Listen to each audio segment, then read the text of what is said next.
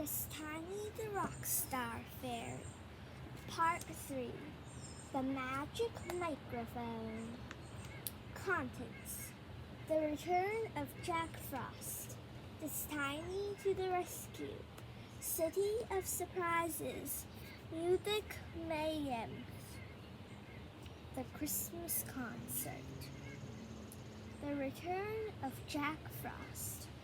Rachel and Kirsty's thoughts raced as they got changed. They had to get ready for the Christmas lights ceremony and the Angels charity concert. They felt excited and worried at the same time. Jack Frost had already tried to ruin things by stealing Tiny the Rockstar Fairy's 3 magic objects. Even though the girls had gotten back the sparkly sash and the harmony key, the magic microphone was still missing. Some sort of technical glitch could mess up the concert. "Look at the stars twinkling in the sky," said Kirsty, pressing her nose against the hotel room window and gazing up. "It's a beautiful night." "I'm glad," said Rachel, joining her at the window. "The Christmas lighting ceremony could get canceled if it rained." "Hurry up, girls," called Mrs. Tate from outside the room. "The Angels will be here soon." Kirsty looked at the clock on the wall. "Oh, Rachel, it's almost time," she said. "And there's still no sign of the magic microphone." "I know," said Rachel, looking serious. "I'm sure we'll find it. We can't let Jack Frost ruin things by making us worry. Just think, Kirsty. Tonight we'll be helping the Angels turn on the city's Christmas lights. Can you believe it?" "No," said Kirsty, grinning at her best friend. "I've seen it on TV so many times, but it just doesn't seem real that we're going to be part of it." "Come on, girls," called Mrs. Tate again. Rachel and Kirsty smiled at each other in excitement, then pulled on their coats and hurried out of their room. The Angels were waiting for the girls downstairs in the hotel lobby. They waved while they saw Rachel and Kirsty. "Have a wonderful time, girls," said Mrs. Walker, kissing them both. "I'll see you later, after the ceremony." Their parents left to make their own way to Main Street, and Rachel and Kirsty rushed over to the Angels. "Girls, you look great," said Serena, giving them each a hug. "Come on, our car is here." They led the girls out of the hotel. A long pink Cadillac was waiting outside with a smiling chauffeur behind the wheel. Feeling like rock stars themselves, Rachel and Kirsty climbed in and snuggled into the soft cream-colored seats. The Angels joined them, and then the Cadillac purred away. "We're really excited about turning on the lights," Emilia told them. "It's such a special occasion. Lots of people get really dressed up, and there's a great party atmosphere," Lexi added eagerly. "It's almost like a carnival." Serena laughed and pointed at a scooter that was riding alongside them in traffic. "See what we mean?" she giggled. Rachel and Kirsty looked over at the scooter, and their mouths fell open in surprise. 6 goblins were standing on the back of a bike in a pyramid, just like stunt riders. They were waving their arms around to try to keep their balance, looking very unsteady and nervous. "Oh no," groaned Kirsty in a low voice. "Rachel, look at the driver." Spikes of silvery blue icicles were poking out from underneath the driver's helmet. It was Jack Frost. As Rachel clutched Kirsty's arm in alarm, Jack Frost turned and gave them a horrible, mocking smile. They held up a glittering gold object. "The magic microphone," whispered Rachel in Kirsty's ear. "There's no way we can get to it." "If only Tiny was here," Kirsty said. With a final flourish of the microphone and a cackling laugh, Jack Frost picked up speed and roared away. He sped in and out of the busy traffic, with the goblins clinging on for dear life. Suddenly, the goblin at the top wobbled. He flapped his arms like crazy, looking like he was trying to fly. There was no use. As the girls watched in horror, he lost his balance, fell off the scooter, and landed right in the middle of the busy road. Destiny to the rescue. The goblin leaped to his feet as quickly as he could, but the scooter was already almost out of sight.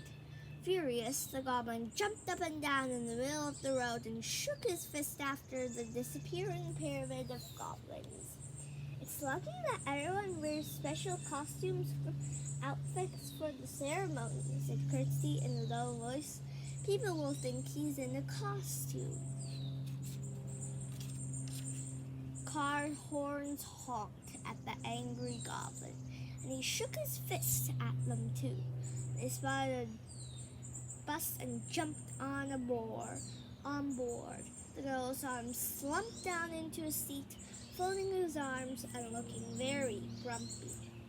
Luckily, the angels hadn't noticed anything. They were practicing their harmonies for the concert that evening, and the car was filled with their sweet, clear voices. Normally, Kirsty and Rachel would have been thrilled to hear this private performance, but right now they were just worried about the magic microphone. I have to tell Destiny that Jack Frost is here, Rachel whispered in Kirsty's ear. I know, said Kirsty, but how? She can't appear to us now because the angels would see her. Suddenly, the soft purr of the Cadillacs engine was replaced by a banging, rattling sound. The car began to jerk and shudder, but it came to a stop in the middle of the road.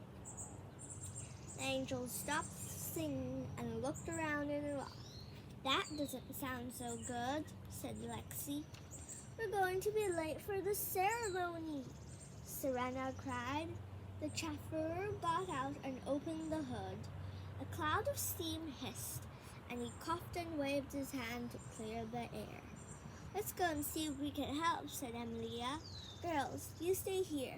Hopefully this won't take long. The angels got out of the car and joined the chauffeur as he peered at the engine. With the hood lift, neither the angels nor the chauffeur could see into the car, which was lucky because... Oh, Kirsty, look! Rachel cried in excitement. The gear stick was glowing and sparkling. There was a burst of tiny fireworks in the shape of music notes. The top of it flipped open like a lid. A platform rose out of it, with Destiny right in the middle. Destiny! Cried Rachel and Kirsty together. Hi, girls, said the fairy. She gave them a dazzling smile. Jack Frost is here in the human world, Kirsty blurted out, her words tumbling over themselves. Oh no, Destiny exclaimed. How do you know? The girls explained what they had seen. We have to follow him, cried Destiny at once. Yes, but now we're not going anywhere, said Rachel, waving her arm toward the open hood. The car broke down. The angels are supposed to be turning on the Christmas lights very soon, Kirsty added ardently. If they can't get there, the ceremony will be ruined. This is all because the magic microphone is still missing, Destiny said with a frown. You see, it keeps things working smoothly around rock stars, but in the wrong hands it could make all sorts of technical things go wrong. That could mean failing sound equipment, mixed up lighting, or broken car engines, Rachel finished. Exactly, Destiny said, nodding. But I can fix that. She flew over and landed delicately on Rachel's shoulder. As she waved her car her wand at the front of the car, and a healthy roar came from the engine. "Hooray!" cried Rachel and Cripsy, clapping their hands together as Tiny quickly hid inside Rachel's bag. Looking very relieved, the angels and the chauffeur jumped back into the car. They continued on their way. Rachel and Cripsy watched the clock anxiously. Could they reach Main Street in time for the ceremony? City of Surprises. The car arrived at Main Street with only a minute to spare, and the angels and Rachel and Cripsy jumped out and hurried up the steps to the podium. The waiting crowds cheered, and the mayor smiled in relief. "Keep a lookout for Jack Frost," said Destiny, peeking out the top of Rachel's bag. Rachel and Cripsy didn't need to be told to do that. Their eyes were already scanning the packed crowd, searching for any sign of Jack Frost's spiky head. The angels stood in the middle of the stage and waved to their fans. Next to a microphone was the big red button that would turn on the Christmas lights. "We're thrilled to have been asked to turn on the city's Christmas lights this year," Serena began. "It's such an honor to..." As she continued her speech, Cripsy gripped Rachel's hand tightly. "I see him!" she exclaimed. Jack Frost was standing at the edge of the crowd. Before the girls could think of what to do, he stuck out his tongue and then tapped his wand against the magic microphone. Immediately, the street lights and all the lights in the stores went out. Main Street was plunged into darkness. Gasps went up from the crowd, and the girls heard the mayor stumbling around on the stage. Tapped the microphone, but it wasn't working. "Don't panic," he shouted as loudly as he could. "Everyone, stay where you are. Just a technical glitch, that's all." He turned to his assistant and added in a low voice, "Find out what's wrong and fix it, quickly." Tiny flew out of Rachel's bag. "Don't move," she said. "I'm going to turn you into fairies." The girls couldn't see her wand, but they could feel themselves shrinking down to fairy size as foaming wings grew on their backs. "Take my hands," this Tiny whispered. Rachel and Cripsy stretched out their hands in the darkness and felt this Tiny's fingers intertwine with theirs. They fluttered their wings, rose into the air, and flew to where they had last seen Jack Frost standing. On the left Main Street, we saw that the lights were still on in the side of the street, in the side streets. Almost at once, Rachel spotted a skinny green leg disappearing through the stage door of a nearby theater. "In there!" she cried. The girls raced toward the door and zipped into the theater. Inside the lights were down and the musical was in full swing. The girls paused in dismay. The loud singing was drowning out any sound of giggling goblins that they might have followed to shout, to hear each other. "Let's follow the rows one by one and search," Cripsy yelled. They split up and began a careful search of the theater, from the front to the back. No one saw them because it was so dark, and all eyes were on the stage. Just as the song finished, Cripsy grabbed the other's hands and pointed. Jack Frost was sitting in the very back row with 5 goblins. They all had large bags of candy or popcorn open on their laps, and their feet were resting on the backs of the seats in front of them. They were making so much noise that they were disturbing everyone around them. The goblins were noisily unwrapping candy and making sucking sounds as they shoved them into their mouths. Jack Frost was heckling the actors by shouting "boo" as he helped himself to the goblins' treats. The goblins hadn't quite grasped the idea of heckling, though. One just kept yelling "Rhubarb!" Another was shouting "Heckle, heckle!" And the remaining 3 were crying, "It's behind you!" at the actors. "Those awful troublemakers!" cried the Tiny in distress. "They're ruining the show for everyone." Music mayhem. "They haven't seen us yet," said Kirsty. "Let's creep up on them and try to find the magic microphone without them noticing." "Good idea," said Rachel. "They must think they've lost us." They flew carefully toward the back row, closer, closer, till at last they were right behind Jack Frost's seat. "Look," whispered the Tiny. Underneath his seat, lit up by the pale ISO lights, was the shining magic microphone. "All we have to do is reach out and take it," said Rachel breathlessly. Slowly and quietly, the three friends stretched their hands toward the microphone. They heard a nasty chuckle above them. Jack Frost was peering over the back of his seat and pointing his wand at them. "Oh, I don't think so, little fairies," he cackled. "You'll never get the better of me." Kirsty opened her mouth to respond, but she never got the chance. The doors of the theater crashed open and revealed a wet, muddy green figure wearing a bike helmet. "You left me behind," he bellowed. It was the goblin who had fallen off the scooter. He was covered in mud, dripping with water, and boiling with rage as he pointed a bony finger at the other goblins. "I got thrown off the bus because I didn't have a ticket," he screeched. "I was pushed into muddy puddles, squashed by late-night shoppers, and almost trampled by a police horse, and it's all your fault." He flung himself at the other goblins, and the back row suddenly became a mess of green arms and legs. Squeals and yells filled the air. Jack Frost hadn't taken his eyes off the girls.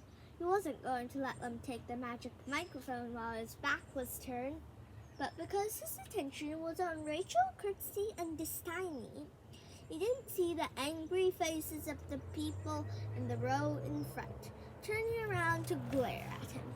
He also didn't see them get out of their seats to call the ushers over. He definitely didn't see the ushers arriving and reaching out to grab the goblins and their master. "Hey!" yelled Jack Frost as the usher grabbed him, pinning his arms to his sides. "Let go of me!" wailed the muddy, screeching goblin as another usher seized him by the shoulders. The goblins and Jack Frost writhed and yelled, but the ushers held them firmly. "I don't care how much effort you put into those silly costumes," whispered the head usher fiercely. "We're not putting up with this noise a minute longer. We're removing you from the theater." Jack Frost turned toward the girls who had ducked out of sight. He struggled to get his wand arm free so that he could cast an icy spell. But the usher was bigger than him. 3 ushers marched out of the theater with an angry, kicking goblin under each arm. They were led by the head usher, holding Jack Frost in an iron grip. "You'll regret this," Jack Frost bellowed. His wails faded away as he and the goblins were thrown out of the building, and the girls stared at each other in shocked delight. Jack Frost was gone, but the magic microphone was still under the seat. They could hardly believe their good luck. The Tiny waved her wand, and a rush of glittering fairy dust returned the magic microphone to her hands and to its fairyland size. Not a moment too soon either. "Hurry," said Kirsty, flapping her wings and rising into the air. She grinned. "Let's get back to Main Street as fast as we can. We have to save the ceremony." The Christmas concert. A minute later, Rachel and Kirsty landed back behind the podium on Main Street, next to the angels. The Tennekins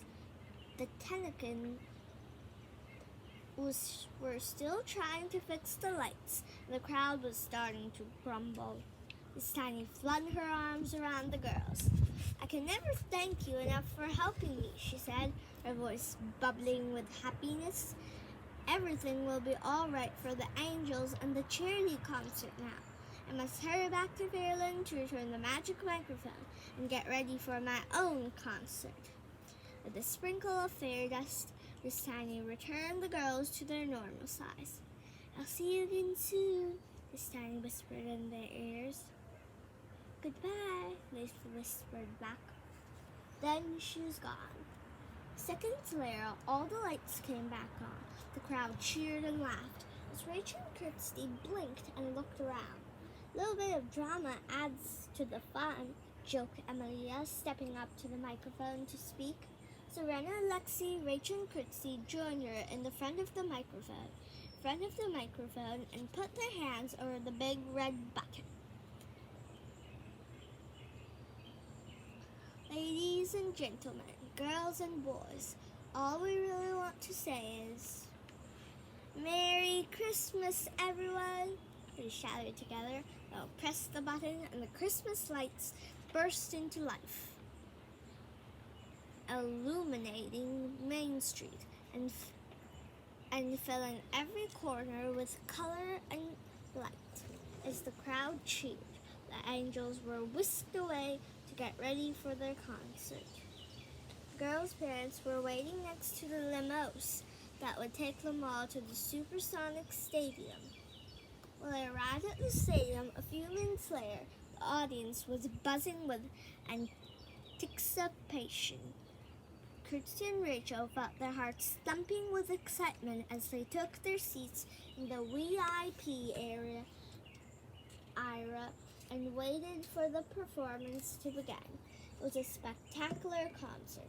The audience was dancing in the aisles after the first song, and the angels sang their biggest hit. And the cheers and screams were so loud that the girls could hardly hear the song. The real highlight of the show was their new charity single, Key to My Heart.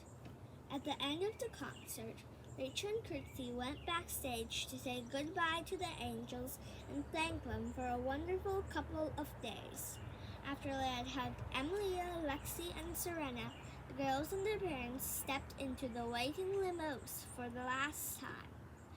Rachel and Kirsty couldn't get the catchy new song out of their heads, and they sang it all the way back to the hotel. You're always there to hold my hand. You stand by me, you understand. When I'm with you, I feel so glad. The truest friend I ever had. I know we two will never part, and that's the real key to my heart. I'm so sleepy, said Rachel with a big yawn as they changed into their pajamas in the hotel room.